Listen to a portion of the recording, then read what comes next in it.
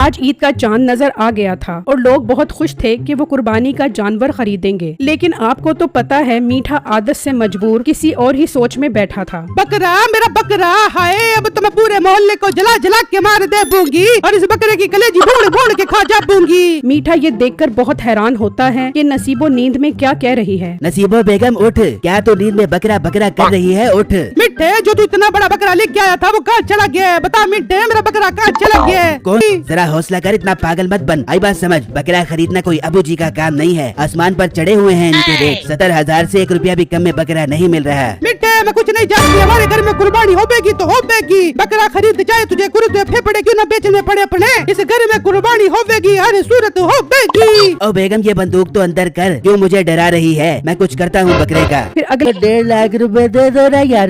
नहीं, तू ये बकरा बेच रहा है या आम का मुरब्बा? 1.5 लाख रुपए, थोड़ा हाथ होला रख, मुनासिब कीमत कर ले, तेरे से दोनों बकरे खरीद लेता हूँ। चल तू ही बता कितने के लेगा दोनों बकरे? ना तेरी ना मेरी, इन दोनों बकरों के 5,000 रुपए ले ले, इससे अच्छी ऑफर नहीं मिलेगी। 5,000? तू एक काम क्यों नहीं करता, तू 5,000 रुपए दे जा, ईद वाले दिन आकर इसकी ओजड़ी ले जाएगा यार। भाई साहब, आप तो गुस्सा ही कर गए। मेरा क्या, मैं तो चला जाऊंगा। तुम्हारे ये बकरे बिकेंगे ही नहीं, मुफ्त का चारा खिलाओगे इन्हें। अभी डील कर लो मेरे साथ, बाद में मेरे पास घर ना आना के मीठे भाई मुझसे बकरे खरीद लो। हो जा बड़े, देखे तेरे जैसे ग्राहक, निकल जा यहाँ से। चल तेरे लिए 10,000 रुपए, इससे 1 रुपया भी ऊपर नहीं जाऊंगा। जब वो आते हैं तो बकरा बहुत खूबसूरत होता है। उसे देखकर मीठे के मुंह में पानी आ जाता है। बिट्टू, मैं भाई आप मुझे कितने पैसे एडवांस दोगे? बिट्टू, मैं तुम्हें 50,000 रुपए एडवांस दूंगा और बाकी के 3.5 लाख रुपए कुर्बानी के बाद दूंगा। ठीक है मीठे भाई, आप मुझे 50,000 रुपए दे दो, मुझे आप पर एतबार है, बाकी पैसे आप कुर्बानी वाले दिन दे देना। और हाँ मीठे भाई, मेरा ये मकान भी फॉर शेड है 50 लाख रुपए का, आप इसे भी खरीद लो।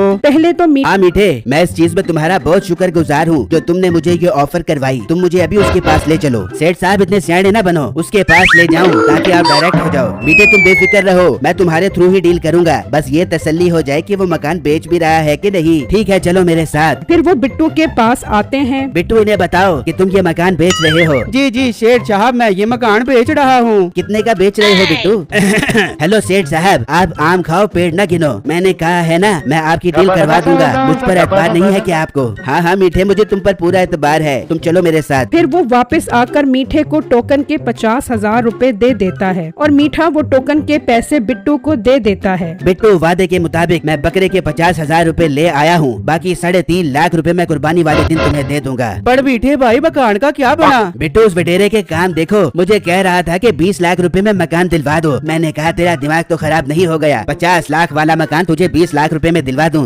जाके अपना मुंह धो कर आ। बहुत अच्छा किया मीठे भाई आपने, मैं ऐसे लोगों को कभी अपना मकान नहीं बेचूंगा। हाँ बिट्टू, ऐसे ही मेरा दिमाग खराब कर रहा था। ठीक है मीठे भाई, और तेरे से सोने का अंडा निकले बाबू की। फिर वो बकरा ले जाते हैं और सब लोग उन पर खूब हंसते हैं। मेरी वीडियो